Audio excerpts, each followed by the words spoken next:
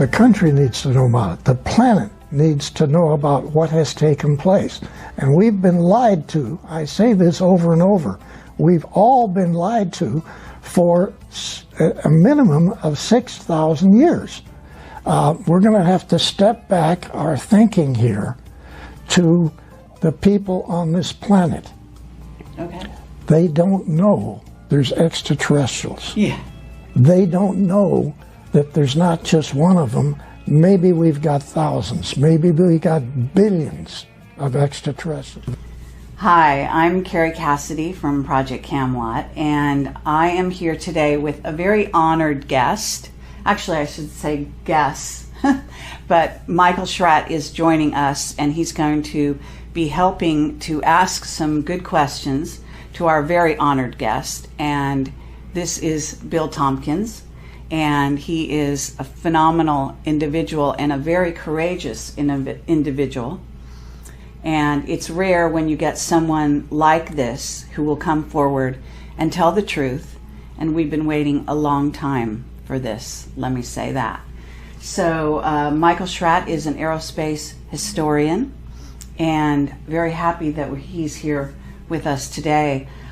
He has a very thorough background in aerospace history, and so that's going to be a lot of help. Actually, you may disagree with me, but I think you might be the first witness to come forward in the area of the secret space program, black projects, and who is actually, in a sense, sanctioned, being backed up by a section of the military, I would say. Now, I don't know if you'd see it like that. I certainly know you're backed up by the Nordics. But I'm talking earthly civilization here. And I think in that case, maybe the Navy is behind bringing you forward. But I don't know if you're actually willing or even able to elaborate on that. But go ahead. Well, actually, it's sort of a situation where I'm still involved with the Navy, and I'm actually having to participate in naval programs. So I'm going to discuss as much as I can. You're going to hit me with some questions, and I won't be able to answer. So I think the easiest way to just start this is to go back to 1942. Actually, for whatever reason, I was selected by some people in the Navy, Naval Intelligence, to essentially be assigned a program to discuss the U.S. Navy secret space operators who have been operating in Germany, trying to understand the tremendously complicated agreement between the SS and the Draco reptilian group who were assisting Germany.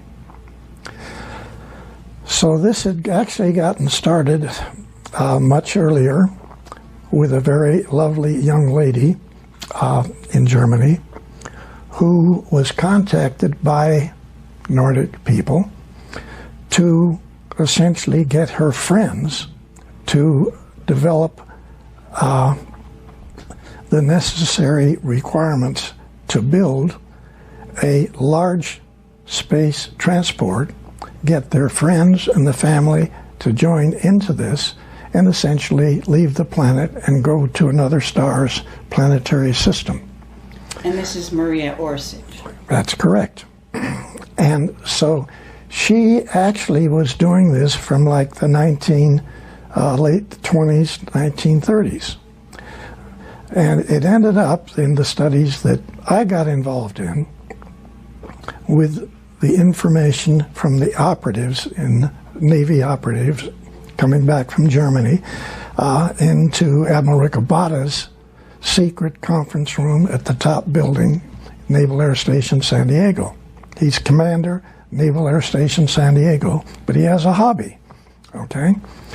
And this hobby is roughly 28, 29 naval operatives who in 1942 and possibly early in 41 were continually going back to Germany and studying all over the different research organizations what it was that the agreement had actually been made with Hitler, the SS, and the Draco reptilian people.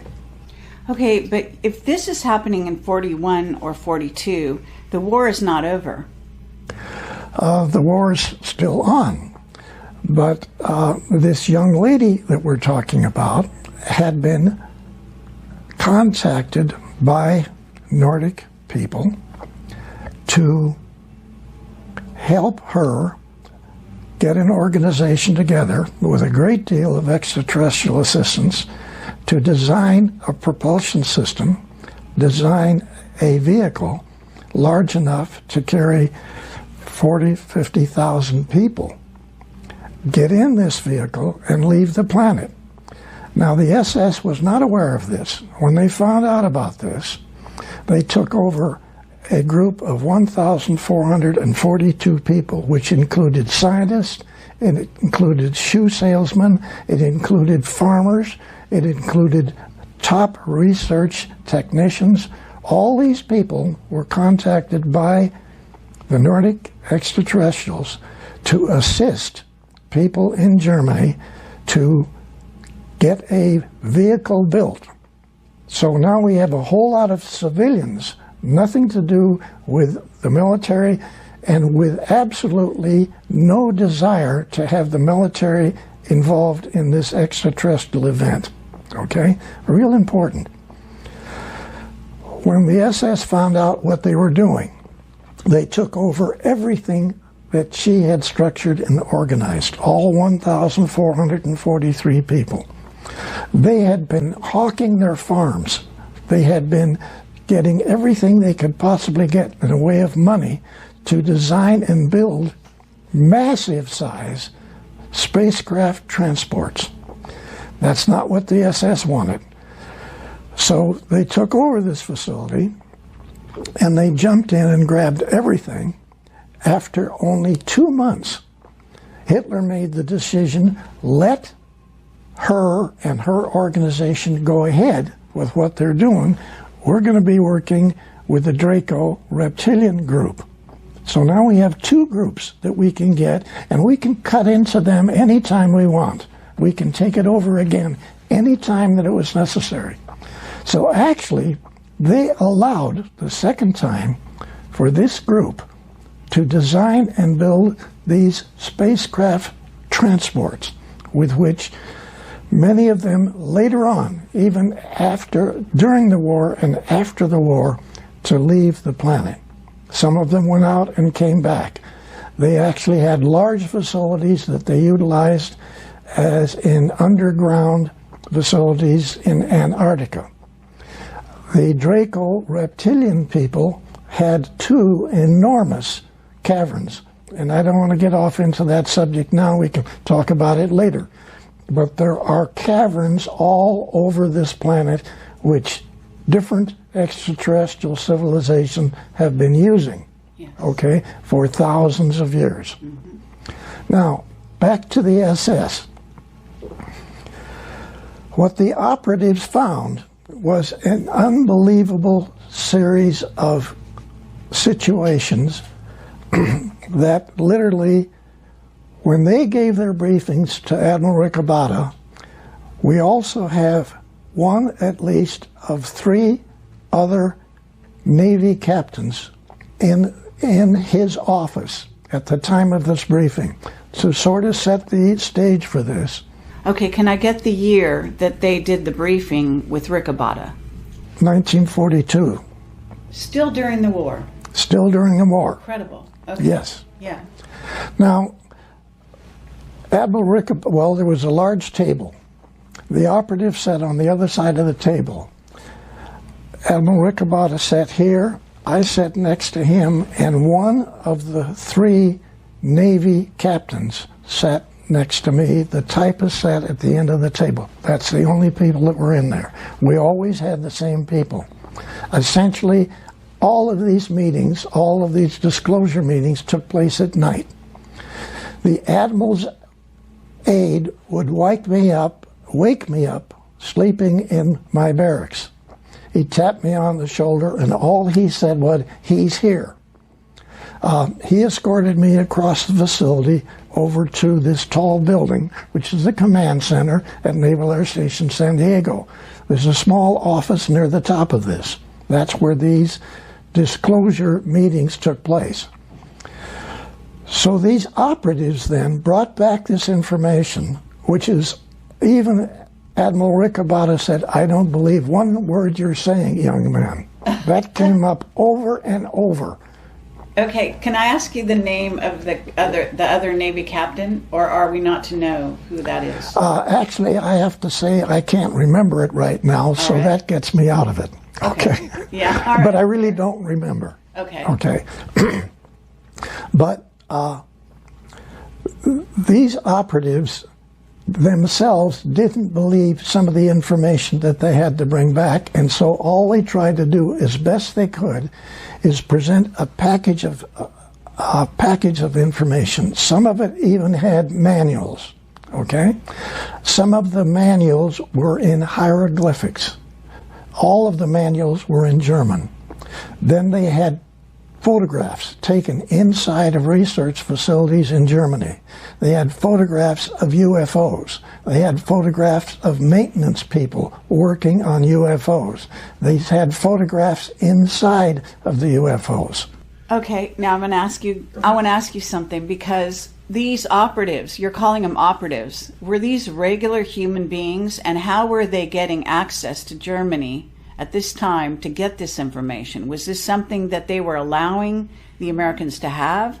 What was the relationship? Okay, basically, Were they spies? all of these young men were either lieutenant JGs or full lieutenants in the Navy's intelligence.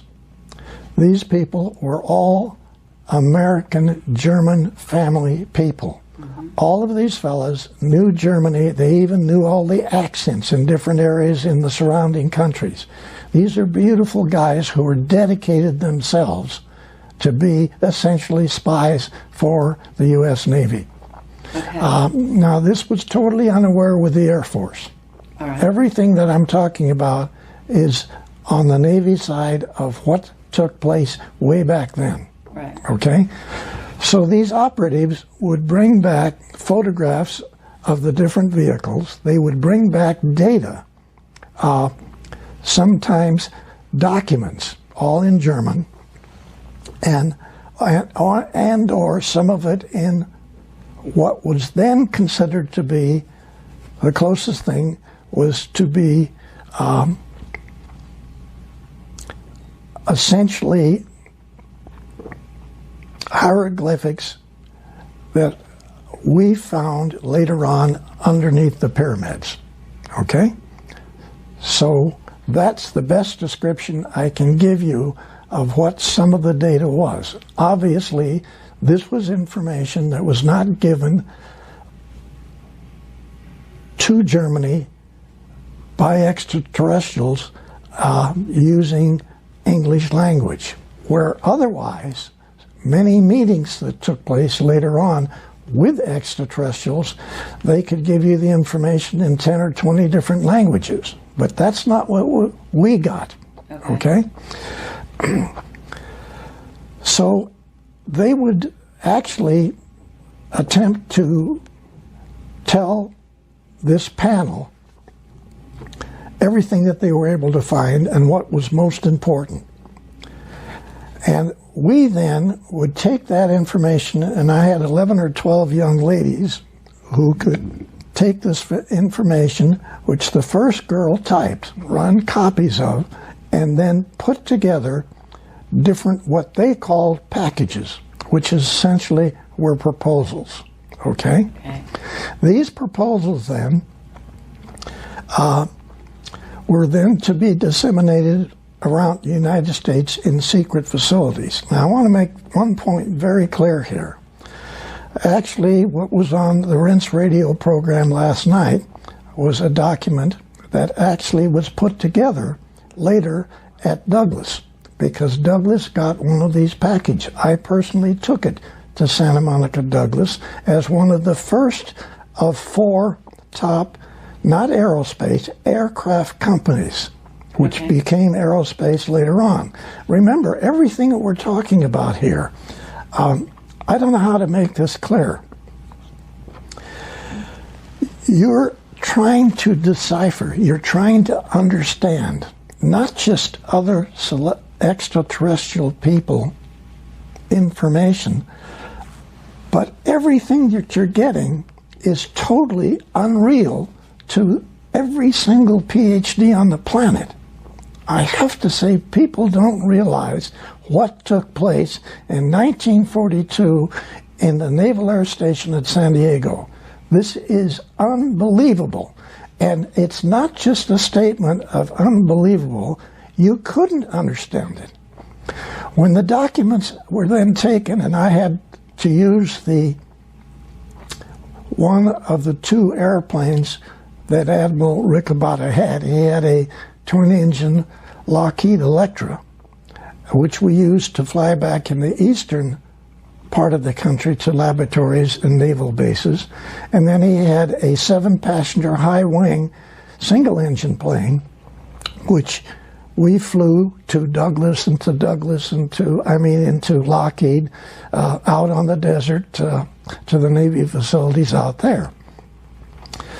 So we put together rough information, and I want to try to explain what that information was. All it consisted of was a typed version of what the operative said, copies of that. Okay. Some documents, some photographs, some written notes, like there might be as many as 30 pages of written notes that the operative would give to the admiral.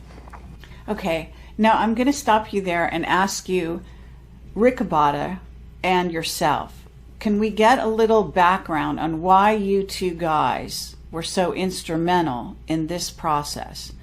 Now, I know something about you from reading your book, and I want to highly recommend his book. It's fascinating. But I do want to share with the audience here, Riccobotta, you told me on the phone, I think you said he was Australian, and he wasn't trained in America. Is that right? Yes, and you're asking a very important question, okay, what you're asking. It's extremely important. We're going to have to step back our thinking here to the people on this planet. Okay. They don't know there's extraterrestrials. Yeah. They don't know that there's not just one of them. Maybe we've got thousands. Maybe we've got billions of extraterrestrials. The latest number, just recently, we doubled the number again. We now have 200 trillion galaxies out there. Mm-hmm. And to say that we're the only intelligent people in this universe is naive. But the people on this planet were tremendously naive. They had no idea what these naval operatives brought back to what essentially was my delivering of these packages to the 4 top airplane companies, because there wasn't aerospace. Now, back to your specific question. Who was Admiral Riccobotta? He was born in Australia. He came to the United States, went to school, joined the Navy as a 3rd-class seaman. He worked his way up. Now, what's extremely important about this is that my mission statement working for Admiral Riccobotta was as disseminator of advanced aircraft research, okay?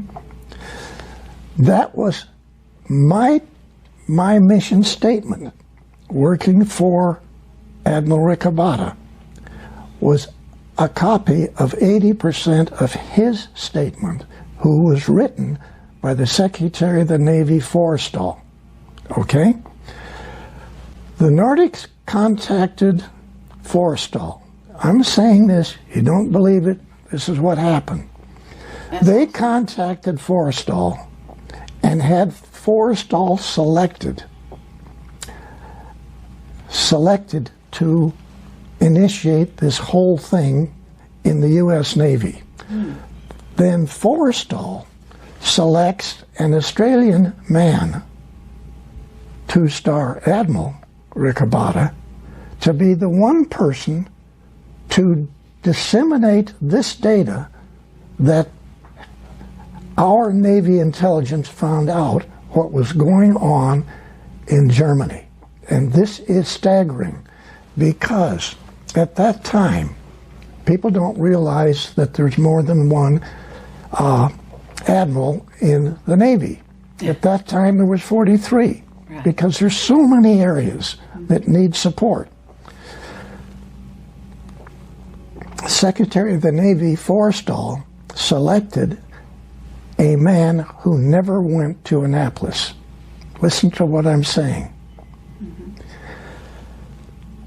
Every PhD on this planet, whether they're for science or for medicine, have been given incorrect information for thousands of years about the history of this, not just this galaxy, the universe.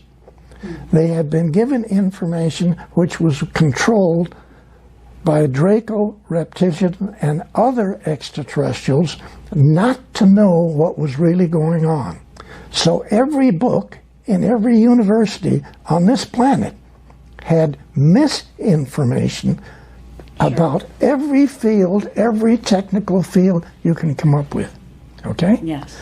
So when the operatives had to carry this out, they were not asked to study these packages. They were directed to study these packages. These weren't requests for proposal. This was a demand factor that this information that got typed up and the information in these packages to all of these research universities, to all of the top Navy laboratories, the facilities out at China Lake, the underground facilities at China Lake, Caltech. Actually, I didn't take the first package to Caltech in Pasadena. I took their first package to the underground facilities out on the desert called China Lake. And it's just north of the Air Force facilities off of Highway 395 out in the desert in California. Right. And I'm saying people don't understand or realize or gasp. They don't get what has happened. And I'm not trying to build a story here. All I'm trying to say is, hey people, hey you guys, everybody that's listening to this program, okay? You people have been told for a minimum of 6,000 years total incorrect information. Yes, from medical, from science, from history, from astronomy, from mathematics, you name it. Everything you've told. Yes. I really appreciate you. Yes. This is a lie. I hear you. It's great. Can I ask you one thing about these operatives who went into Germany to get this information? We know they were spies from your description, but so they were undercover, so to speak. Yes. And they must have seen the craft with their own eyes as well. Yes. Correct? Yes, absolutely. Okay. So in some cases they were working on the craft even. They actually got on board, got inside. Right. They took photographs inside, stuck them in some place, and managed to be part of the package that was delivered to Admiral Ricabata. Incredible. Now, what do you think? First of all, you're telling me Forrester had contact, and his contact was with the Nordics. They chose him. But was Rick Abada in contact? Or you said he sat there and just shook his head and said, I don't believe you. So he was not a person who had had any contact himself. You're referring to Admiral Rick Abada? Yes. To me, he was selected, period, by the Secretary of the Navy over all of the standard admirals who had been educated in Annapolis. Because he had an open mind. He had a mind that would not have been controlled by the misinformation that every university on the planet has given.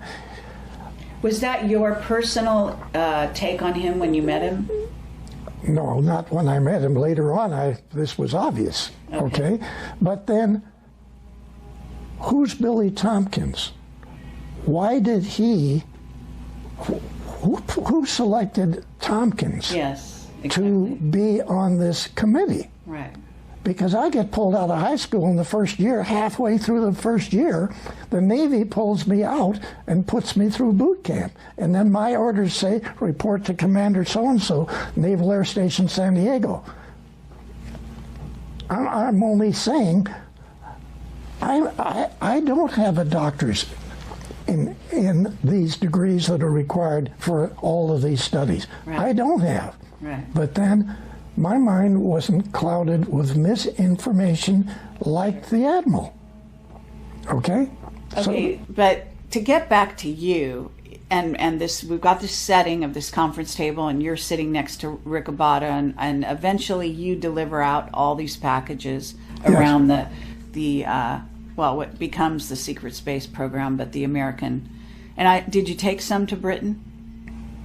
No. I only took facilities to United States secret facilities. All right. Now, right away, I want to hit you with this, and this is important. Okay.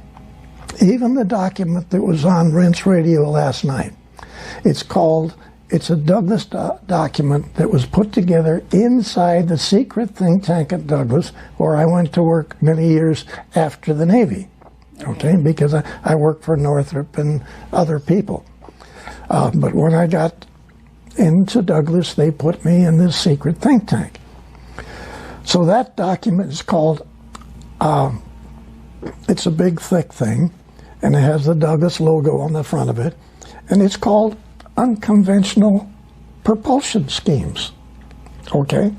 And it doesn't have a confidential stamp on it. It doesn't have a secret stamp on it. Everything that we took, I took. I flew in the airplane, in the Admiral's airplane, to Lockheed, to Naval Air Development Center, Warminster, Pennsylvania. I flew to all the top secret facilities. Not one document that was given had classified in any way given to them. Everybody knew it was way above top secret. Yes. No document was stamped. I hear you. Yeah, and I had heard that on one of the other shows. So the idea being that if it wasn't stamped, people wouldn't notice it. They wouldn't make a big deal of it. Yes. It would just pass through hands. If anyone whose eyes caught sight of that document accidentally, they wouldn't see it, so to speak. But it's an interesting way to handle the most classified subject on the planet. Absolutely. Well, actually quite ingenious, really. So again, but I want to get back to you, because here you are. You're a kid at this point. I mean, right out of high school? I'm 18 now. 18. Okay, so you're 18 years old, but they've chosen you. I assume Forrestal and the Nordics chose you. Did you already have contact with the Nordics before you went into this program? Okay, let's go back to February 1942, okay? They call it the Los Angeles sighting. What took place, actually, my mom was back east, and my dad, my brother, and I had rented a large apartment in Long Beach and California, and this was in a large home that had been broken into 4 apartments. So the second floor actually is 30-foot ceilings down below. So the second floor then is real high. Okay. And all the way across the back of this house, it's only 4 blocks from the ocean in Long Beach. All the way across the back is a great big balcony deck. So at about 5:30 in the evening one day in 42, my dad says to my brother and I, who were laying on the floor looking at the newspaper and the magazines, get up and come back here to the deck. So we get up and go out to the deck, and here's this spot, a little spot, okay, just above the trees and just above the rooftops, okay, of the houses that prevent us to see the ocean from this area. Okay. So we're standing there looking at this, and all of a sudden, out of this spot of light came a little beam. And it went like that, sort of about that 60 degrees. And we watched that. Then this beam went straight like this, hit the back of the house, lit up all of the trees, lit up the back, the roofs of all the houses, everything was lit up. And we went back, hit the wall, and then go forward and grabbed the railing. Okay? It was gone. It was gone. Okay? So we went back, we had dinner, listened to a show on the radio, went to bed. At about 1:30 that night, all of the anti-aircraft guns started firing. We get up, we run outside, and we look at this great big thing. At arm's length, it was that big. It was parked at about 8,000 feet. I'd been a Navy pilot, flew almost everything that the Navy had. I knew what the altitude was. I knew what this thing was. There was 8 searchlights on the bottom of this vehicle. Bang, bang, bang. All these shells were bursting on the bottom of this vehicle on a continuous basis for an hour and 30 minutes. Just parked right there. Now, all around it, above it, different vehicles were coming. This lasted... This is the Battle of L.A. you're describing. This is the Battle of Los Angeles, okay? But at that time, you were still a kid, right? Yeah. So you hadn't been a Navy pilot yet. No. But now, later on, you were able to remember what you saw and know that it was these... I knew what the altitude was. I somehow knew this altitude, okay? Oh, really? Yes. And later on, I did. I flew almost every plane that the Navy had. So the craft that you said there was because there's a newspaper picture. I don't know if that's really the real thing. The newspaper was not a good demonstration of what took place. All right. Now, what I'm trying to say in evaluating what happened in this sighting,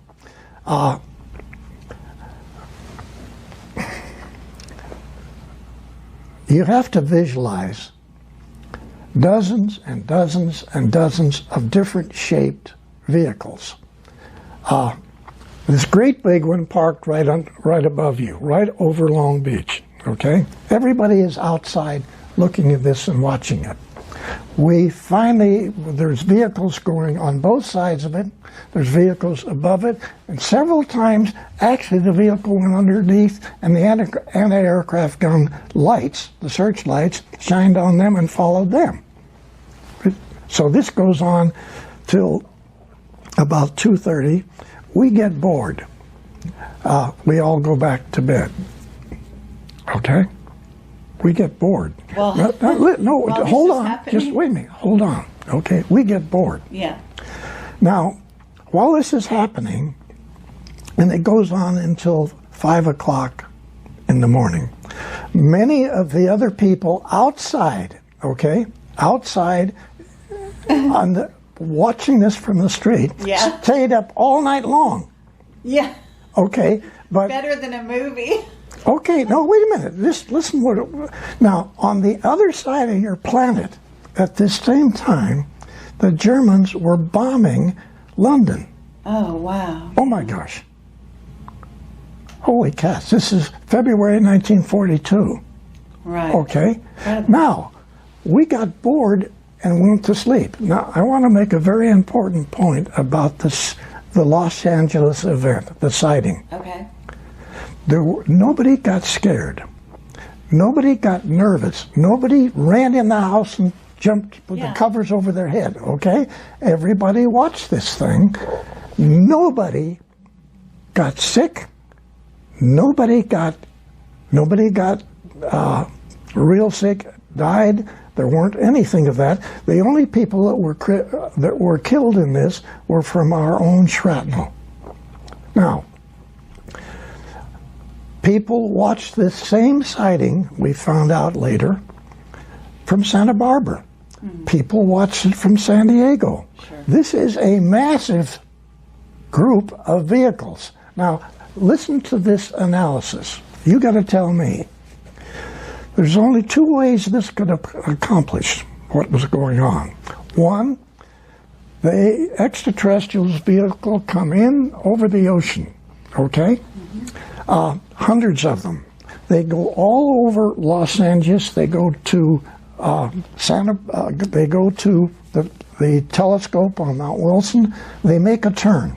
They either go north or they go south. They fly out to sea, they turn around out over the ocean, and they come back to make you think there's a whole lot more vehicles there than actually there is. They either had to do that, or we watched thousands of vehicles come in over western United States from 1:30 to almost 5 o'clock. Mm-hmm. And they shot at them and weren't able to hit them or destroy them in any way. The shells burst on the bottom of them. They're not bursting on the bottom. There's an electromagnetic shield, but the shell hits and it blows up, but it doesn't do any damage. Now, yes, we did shoot down two small ones, which were not occupied. One of those went in the ocean only a half a mile off the Rainbow Pier in Long Beach. Your Navy picked that up. So your Navy had an extraterrestrial vehicle in February of 1942. Okay, so that's before the operatives came back with the information. Because you said in 1942 they had... Okay. This took place just before I was contacted, pulled out of high school, thrown over to Naval Air Station, North Island. Okay? Mm-hmm. What this says is that a whole lot of people who were involved in this sighting immediately knew there were extraterrestrials. Now, I want to take this a little further. People who watched this sighting, and this is not, there's documents that prove it, but they haven't been released.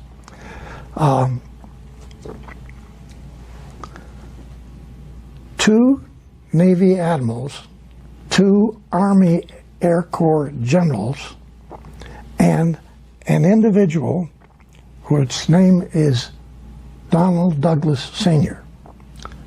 Those 5 people were in meetings that evening. They were still in meetings. They watched this whole thing. They watched everything. And bang, extraterrestrials. No cover-up. They're real. Okay? So those fellows got together. Okay. Just a second. Douglas then put this group together, the 2 admirals, the 2 Army generals, Air Force generals, okay, and they put together a group of people, and initiated a secret think tank inside of Douglas, actually within 1 week of the sighting. Yeah, that's fabulous. And so, you know, we talk here that this is February 42. 1951, I went to work for that secret think tank inside of Douglas. I had been working for Northrop for 2.5 years. I worked for North American for a short time. I worked for Lockheed for a short time. And then somebody telepathically told me I need to leave Lockheed and I need to go to work over in Santa Monica at Douglas. I didn't read a document that said do that. Okay. So I went over and applied for a job as a draftsman. Okay, I'm sorry, not a draftsman, as a model builder of metal wind tunnel models. Okay? Because remember, I had built a group of models over quite a number of years. Yes. But I still, I mean, I want to make sure that we have this, the LA sighting, the LA Battle of LA, because that was so amazing. And this is even prior to Roswell. Yes. Okay. And in essence, are you able to say who those other people are? Because you said Douglas is one of them. But the other admirals and generals that were in that meeting, that small meeting, watching all of this, who then put the secret think tank together, who they were? Is one Curtis LeMay? I mean... Yes. Okay. Bobby Ray Inman, was he alive then? I don't even know. He was just a kid then. So he wasn't... But Bobby Ray Inman later on became the #1 admiral. Still is. Yeah. But I'm just saying, he 26 years he ran with the ball. Right. Okay. Yes. And he knew what he was talking about. Yeah, oh, absolutely. So, okay, but did you know, the Battle of LA is going on, but at the same time, did any of the ETs in that craft, I mean, and do you know which ETs were doing this? Was it the Nordics? Did any of them, you know, teleport down to meet anybody? Was there any reported encounters during let's go 24 back. hours? Let's go back to Douglas Sr., 2 Navy admirals and 2 Army Air Corps generals in a meeting. Okay, they had been in meetings all day long. They were still in meetings. Right. Because it's only 7:30. I mean, come on. So they watched this event, and they immediately structured and organized this group of people, pulling in all of the top scientists they could pull them in, put them inside a secret area, inside of an aircraft company. Douglas Sr. did this, so you got to give him credit for this. Now later on we had a lot of problem with his son in there because he didn't know what was going on. But Sr. was brilliant. He put this organization together, which ended up being a major organization later on studying extraterrestrial and is still studying it. So are you saying that was the beginning of MJ-12? Yeah. In a word, yeah. Excellent. Yeah. Okay. Was Forrestal one of the admirals? No. In that meeting? No. Was Rickenbacker? No. So, are you able to tell me the other players in that room? What we know the beginning of MJ-12, actually. We know some of these players. Vannevar Bush? No. I just assume sort of sidestep Von Karman? that. Yeah. I could go on. Yeah. Okay, I just assume. All right, fine. Kept no that problem. one aside. Okay, so we've got that, but you didn't answer my question. Was anyone having contact? Any high-level people contacted even before the event happened, in fact? Okay. My understanding on this was that nobody came down, nobody talked to the people that were in these vehicles, but probably thousands of people telepathically got information, okay? Okay. So the bells were rung in hundreds and hundreds and hundreds of people. And you were one of them. I just happened to be one of them, I think. I can't prove it, but somehow... Well, I mean, this is a good time to ask you. I mean, are there other guys like you? Because you seem to be one of a kind. Yeah, no, there's a lot of other people. There's a lot of guys like you in this secret space program who were somehow contacted and have had special guidance and knowledge on how to build and what to do. Yeah? Yes. Others. Yes. And have you met them? Really, I've only met three other individuals of what are probably hundreds. Okay. Really? And they're all quiet to this day. Yes. Now, I think one of the thrusts that you probably have, and that many people now are hoping that the disclosure information will get these people to come out and talk about their involvement. Sure. Okay? Right. That's what collectively we're all trying to do. Mm-hmm. Because there's many areas that I don't know about and that I was not involved in, which are extremely important. And those people working in this subject know this. And they're not just aerospace engineers. These are top physicists in universities, okay? Okay. And they're top designers in aerospace companies. And they've had the information put in their head too. But for whatever reason,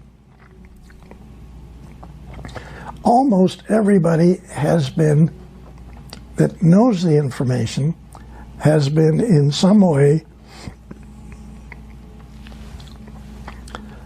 put in the position that either their family has been threatened, they have been threatened, and they don't want to talk. Okay, well then before we go on, why are you able to come forward? Okay. Who gave you the green light? Okay. I can't answer that. All I can say is that the easiest way for me to say what I'm saying is my association with 3 Nordic people in Douglas on the Apollo program. Okay? I worked with these guys, 2 young ladies and 2 really good-looking Nordic guy. All right. And so working with the 3 of them for 3.5 years on the Apollo program, who all 3 denied that they were Nordics, but everybody that was anybody in engineering knew they were. Okay? I never said they were. They never said they were. But if you can just try to visualize, I had 170 top engineers on the Apollo program working for me. Okay? I was engineering section chief at Douglas. I had, I guess, worked my way up.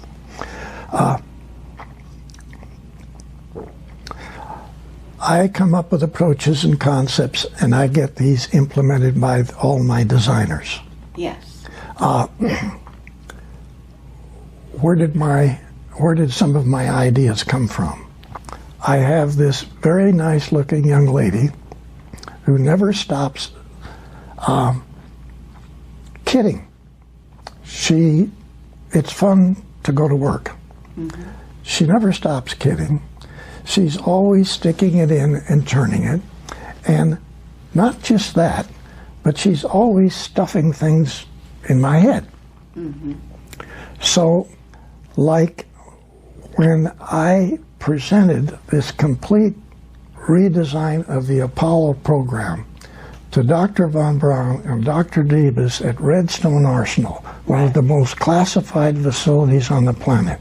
Yeah. I had a 6-foot by 6-foot model in a great big box put on the DC-7 to fly down to the Redstone Arsenal, okay? Yes. I rented a truck. There weren't inside or closed trucks available. The only one that they had just board sides on it. So here is this great big gray box that could be a nuclear bomb. I drive this thing, and I've never driven the gears on this in my life. I'm in a three-piece business suit. I'm driving this truck with this bomb box and you in the just back. drive it onto the base or something, And right? wait just a second. Now, my secretary had told me before I left, I've typed you an authorization as an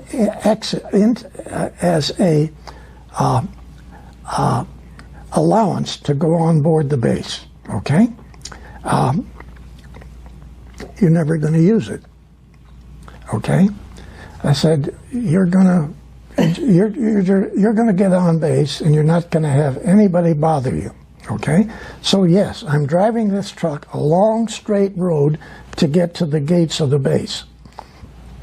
And she said, I told you before, Billy, telepathically, I'm driving the truck, just keep going. So the gates open, okay? So great. Now, off on the right hand, wait a minute. Great movie. Yeah, Okay. off on the right-hand side Yeah. is this massive parking area for all of these trucks, all of the people to get on base, go through the security checks.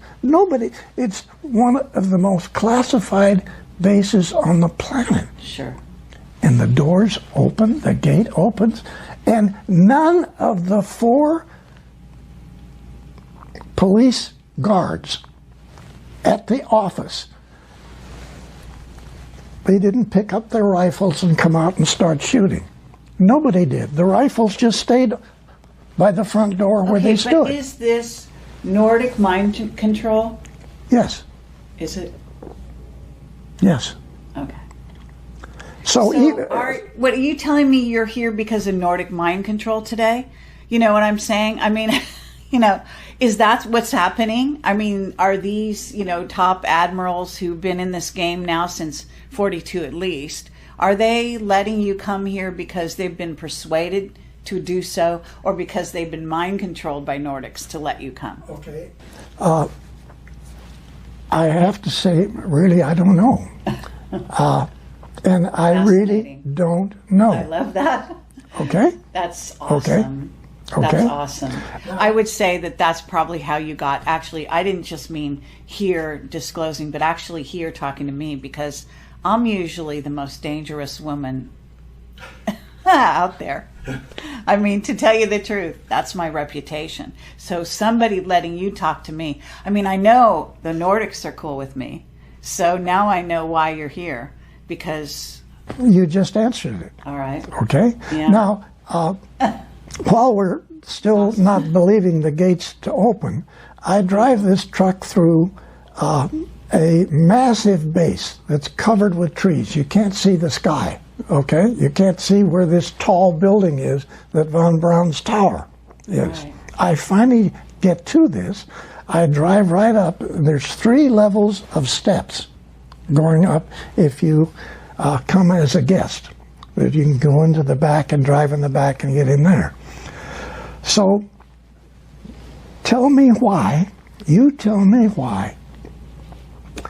4 security guards come down the steps carrying a big rectangular dolly with 4 wheels. Okay? Yeah. I haven't said anything to them. They come over to the truck. Right. I'm out of the truck. They take the boards off the side, lay them down on the concrete. They pick up this model and they put it on this dolly. Why was that dolly available? Sure. I'm asking. Nordic mind control again. Okay. So they carry this big box with the model in it, the command center for launch of Apollo, which nobody in NASA knows even exists. Because remember, that's That's my concept of what you've watched on TV every time you watched an Apollo mission. That great big facility. Well, we got a lot of questions about that. But just a second. Our contract on the S-4B stage of the Apollo, the command stage section, okay? Right.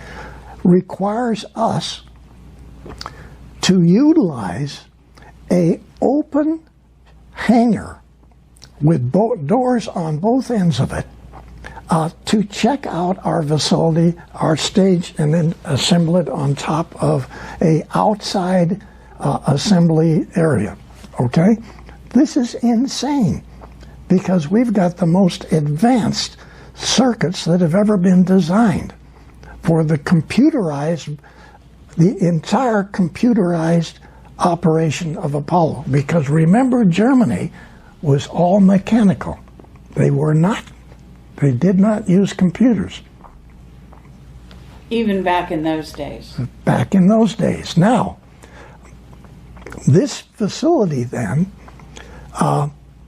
has this massive outside structure where you assemble your stages on this, and it's 270 foot high, okay, out in the open, and then somebody lights the engine and we get the engines to operate and it lifts off. The checkout of everything is outside. The checkout of the facilities and every part of the whole program is out in an environment with the doors open in a hangar.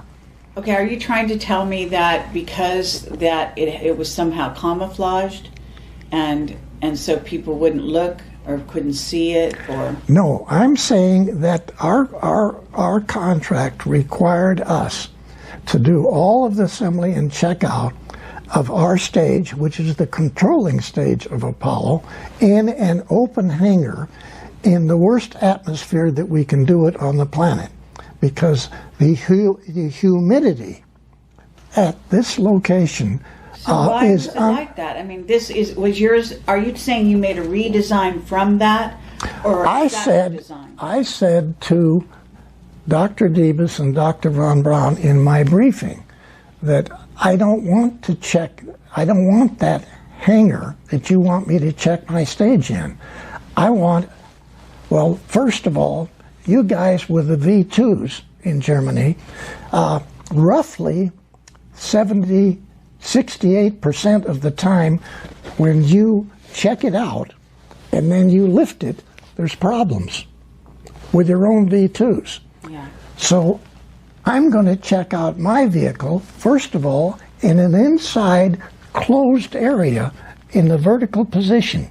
And I'm going to keep it in a vertical position till I pick it up and put it on top of the lower stages. Okay, but I want to know why, if the Nordics had this amazing technology and they were helping you and feeding you ideas for Apollo, why was Apollo so rudimentary? Is there a completely other Apollo that we never saw?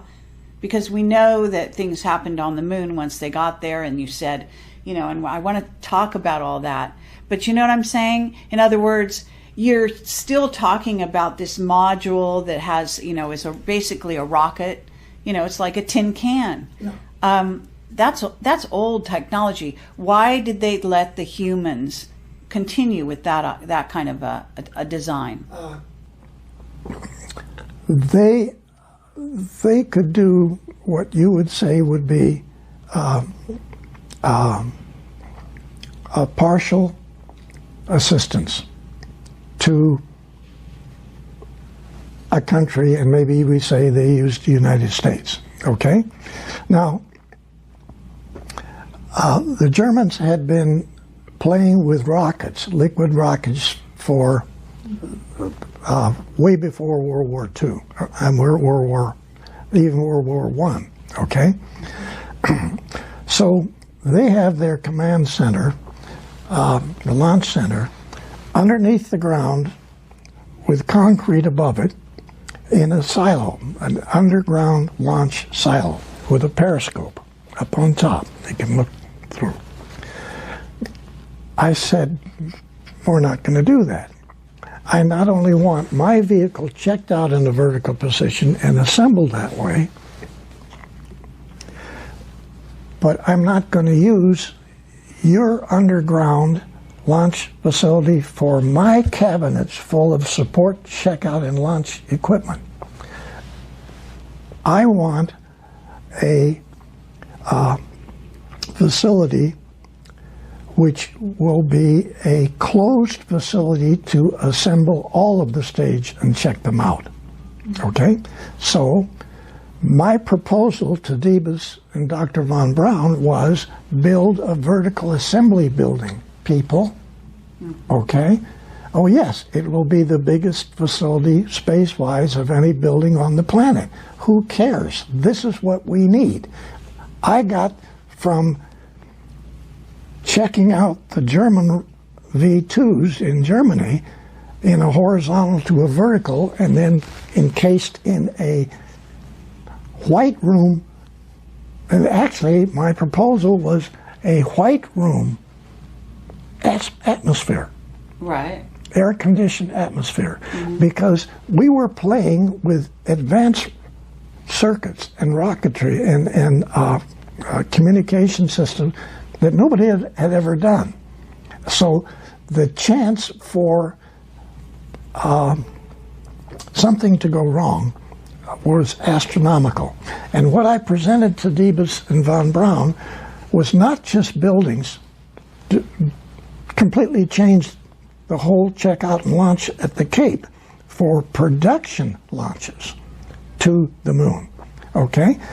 So if you'll remember in that book, selected by extraterrestrials, there's a drawing in there that shows Cape Kennedy, Complex 39, and then a whole bunch of complexes all the way down this side for Launch Complex 39s, and then circles down here for these massive truck facilities to haul up all the equipment to build a 10,000-man naval base on the moon underground. Okay, yes, but did this get built the way you wanted it to? It finally did, yes. Really? The facility got built exactly the way the four major changes to the Apollo program came out of 170 guys in a engineering area called Launch Complex 39, which we designed at Douglas. Okay?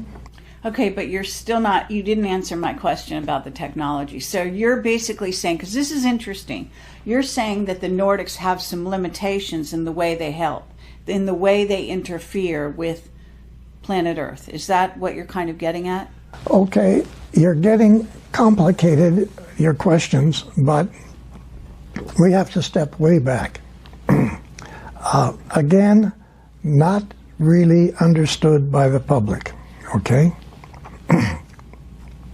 Yes, there are Federation facilities out in the galaxy where other extraterrestrials get together, and there's many different missions for many different types of programs.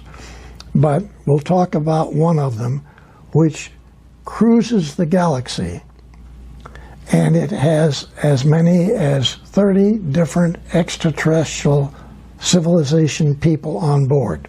It looks like the moon, okay? But it's a planet. I mean, it's not a planet, it's a vehicle. Right. Okay. So this cruises the galaxy. Is it a Dyson sphere or not? The what? Is it called a Dyson sphere? That's one term, but actually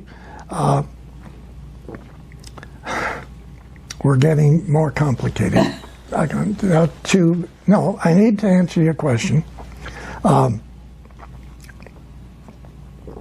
When we got to the moon, we found out a lot of surprises, okay? The Draco reptilians were already there. And we knew because we had probes when we went, non-manned probes that we sent around the moon. So we knew there were facilities on the backside. We knew a whole lot that people didn't talk about. But we were in a position where this moon is not a moon. Okay? It's not your moon in the first place. Actually, this is not your planet. This is their laboratory. Okay? Right. Okay, the Dracos, you mean? Or the reptilians? Draco-reptilian / reptilian. And I'm going to ask you what they all look like and all that, at some point. Okay.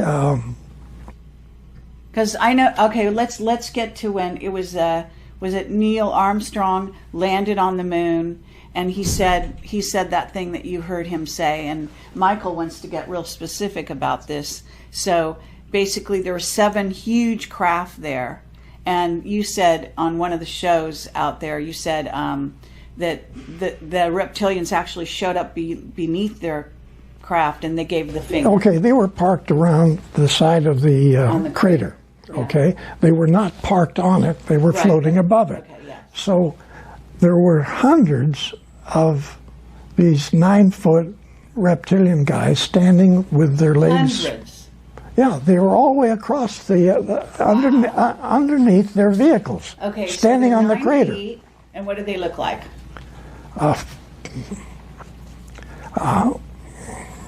They're ugly looking lizard, alligator type people. They got the same skin as the lizards got. Right. Okay, and terrible looking faces.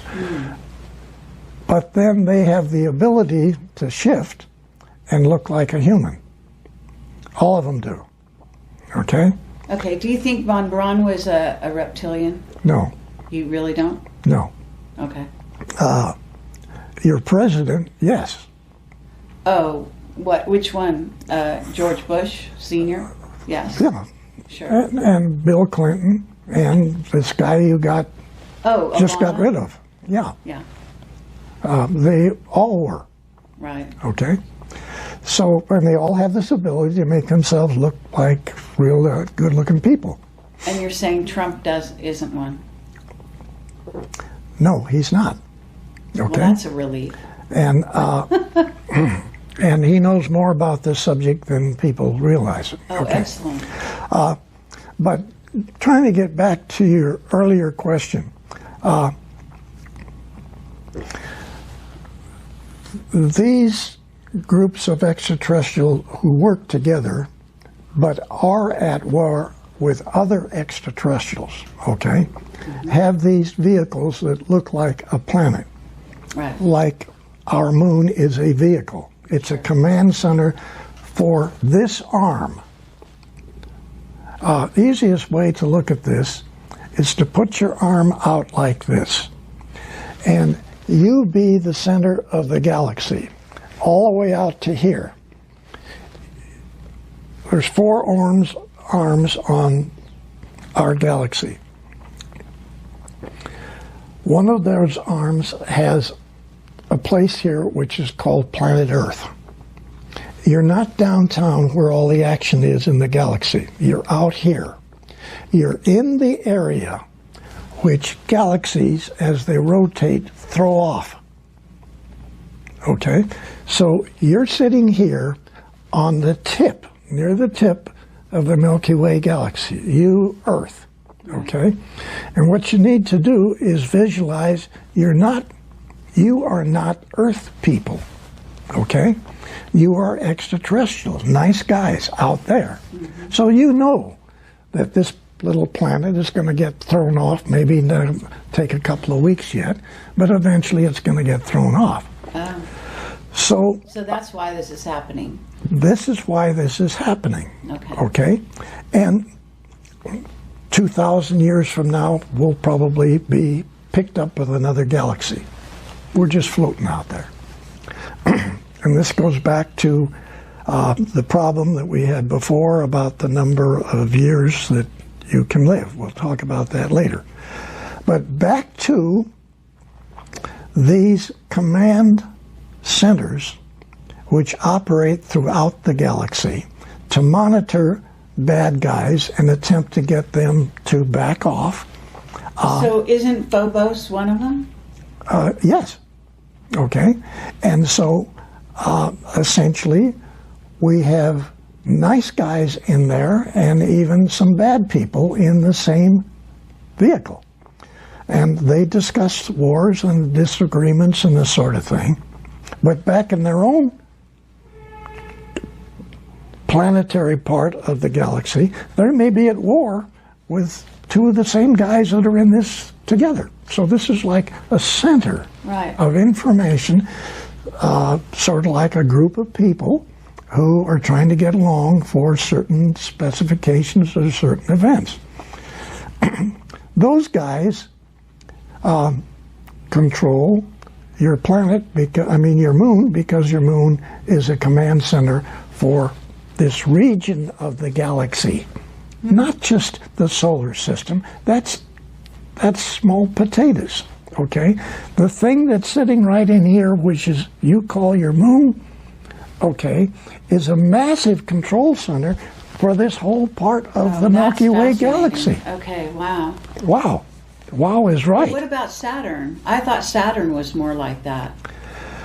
Saturn has large facilities on it too, but those are other agendas for other people, okay? Some of which we have, okay? Because we have mining companies. Let's take North American Aviation. Sure. Los Angeles Airport. That's where North American Aviation is, okay? And you've seen on my block diagrams that are in my book what systems engineering really is, what controls the secret think tanks, okay? Instead of a book or a document to do this, I came up with block diagrams. We have to have one of those. We're going to need one of these, and we're going to need this for just the start of the program. As we get into this, we're going to change the phases of it into 4 different phases: concept phase, definition phase, acquisition phase, and operational phase. So now that's a 10-foot long piece of paper that's a foot high, and it has every single block diagrams that are required to initiate that space program. Okay? Every single one is in there. So those documents then are used in different manners to develop ICBMs. So I came up with a concept for really space concept. The military then used those for development of ICBMs and other weapon systems. The initiation of that is to understand our position on our association with extraterrestrials. That's what the block diagram is for. All these events that have to take place to interface with extraterrestrials. What do you mean? Okay, that's very complex, what you just said. It is very complicated. So you're talking about yourself having a diagram, having been the person who creates a diagram that the entire, sort of maybe all the militaries are going to follow, that's going to diagram out our relationships with these, with the rest of the ET we've races? used what turned out later to be a standard requirement, this block diagram thing, for every weapon system that any of the military has, whether it's Air Force, Navy, Marines, doesn't make any difference. Your company designing whatever, go back to the Pentagon and you propose a weapon system. You're going to have to be, if you get that proposal, you're going to have to be controlled by this 375 document, which I came up with for the Apollo program, and I submitted that to Von Braun, and that was one of the 4 programs of changing the entire NASA program. Okay, so the first use of this was for ICBMs.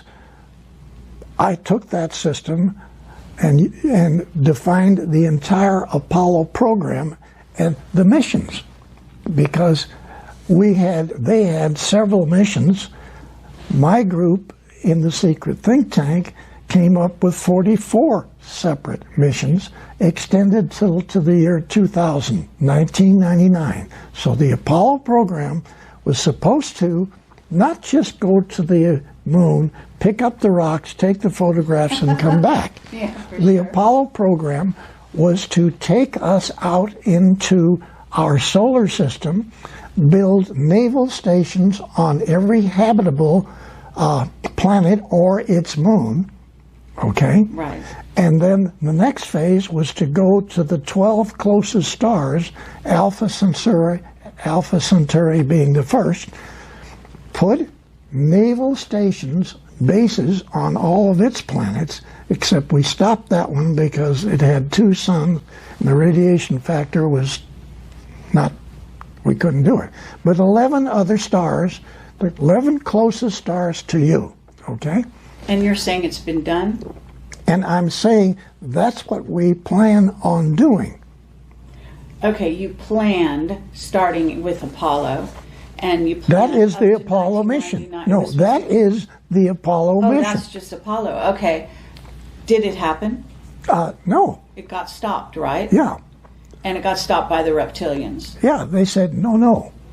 Okay, now this diagram that you're saying, this block diagram that is the militaries are all following, it basically is, in a sense, your design initially. It came through you, but it must have been downloaded to you somehow from the Nordics, saying what Earth people were going to be allowed to do. Is that what it's saying? Okay. What kind of weapons they could or couldn't build? It was not for weapons. It was for us, and actually that's in my book. Right. It was for us to go out into the galaxy. Everything that's necessary to build a transport or a vehicle. Go out in the galaxy, have communications with other extraterrestrials out there, and set up businesses with them. Right. Maybe we could mine stuff for them. Maybe we had certain materials they don't have. We could market these. Okay. They may have things that we want to buy. Set up communications with other civilization people out in the galaxy. That's what the first block diagram was for, and that's what the mission was to have originally been, what we recommended. Okay? Yeah. Now, yes, Nordics put that stuff in Billy Tompkins' mind, and he runs with this ball. Okay? But you've got it in the book. I mean, that's what our thrust was. It was not military. Then the military picks up this document, and they run with that of every military program anybody wants. Okay, but when you say the military picked it up, I mean, here you are kind of almost embedded in the military. You're dealing with von Braun and Diebus. Now, they're Germans. Yeah. Okay? So there is some kind of interaction going on between still Germany, the U.S., and then Project Paperclip. Yeah, bringing over all the Nazi scientists. Yes. And at some point, we're being infiltrated. It's clear in your book that you, and especially your close friend that you worked with a lot, you used to talk in the dialogue of the book. You're always saying someone is interfering, someone is on a higher level trying to manage this situation. Implement the situation. Okay. So you're having both white hat guys out there, okay, and we got black hat guys out there. And they're both influencing us. And they still are. They have their agendas. And they still are, yes? Yes. Yeah. As we're talking, they're still doing this. Yes. Okay? It hasn't stopped. Okay, before we continue, and I want to take a short break, I'd let you drink some water. I don't want to leave this subject where Michael can ask his question, that he has, make sure that he got his question answered about, again, back to Neil Armstrong on the moon and the 7 huge craft and all the reptilians standing there. you wanted to ask a question. Yeah. So I just wanted to back up for just a quick second. When Bill talks about classified documents not being stamped, that's absolutely correct, because that is the procedure that Kelly Johnson followed at the Skunk Works in Burbank. When they were doing the F-80, the U-2 spy plane, the A-12, and the SR-71, none of those documents were stamped top secret. That was per Kelly Johnson, so you're absolutely correct about that. Crazy, but yes, you're right. Yeah. So, Bill, are we to believe then that you are the genesis of the vehicle assembly building at the Kennedy Space Center? You're the genesis for that idea? Yeah, but that actually is for the NOVA program. Okay. Okay, NOVA vehicles. In the book, I think there's 7 of them in the one picture. You see 7 different types of NOVAs. You see the Apollo vehicle, it's over in the corner, it's a little tiny thing. Then you see these great big things that are 10 times the size of Apollos. Okay, those are all trucks. They're trucks to haul up boring machines for the moon, to bore into the moon, to find areas where we can do our construction of a 10,000-man naval operation and research base on the moon. That's what our Apollo program first phase is. Not just go to the moon and pick up the rocks. We were going to the moon to a program that actually operated, this is 1963, it was operational till 1999. Okay, the moon, the Apollo moon program. Okay, so all these. But it got stopped, and then it continued. I mean, it went black, I guess, is what happened. Yeah. But do you want some water? Yeah. Does anyone else want to take a short break?